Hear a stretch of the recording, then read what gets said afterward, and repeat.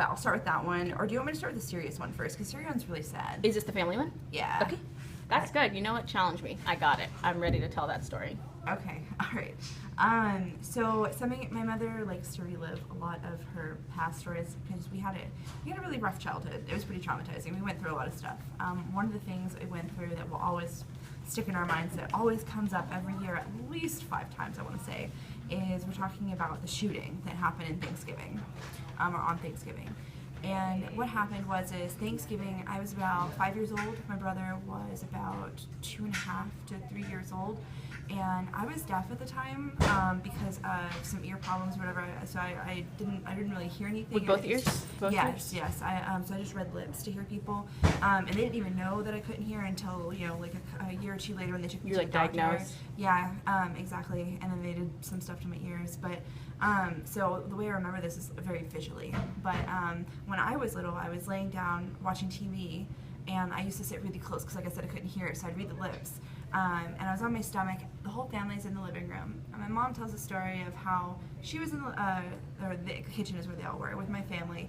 My family is big. We used to all get together. Like, it'd be crowded in my grandnan's house. It was a big, beautiful house.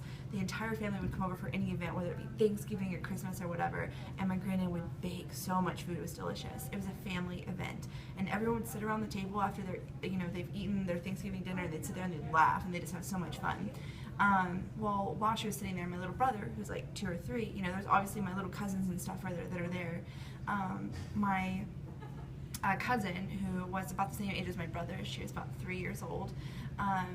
Victoria is her name, and my brother, they were playing in my granddad's room. And at one point in time, my brother had brought like a toy phone or something like that to my mother while she's at the table, and she was like, "Honey, what is this?" And he was wanting to get it to work, and she's like, "No, that's not a toy. Where did you get this from?" And he's like, Grandnan's room, and she's like, "No, don't go through Grandnan's things. Go put it back, okay?" And so he's like, "Okay." So he goes and puts it back. Well, he returns later, and this time he brings the phone and a battery.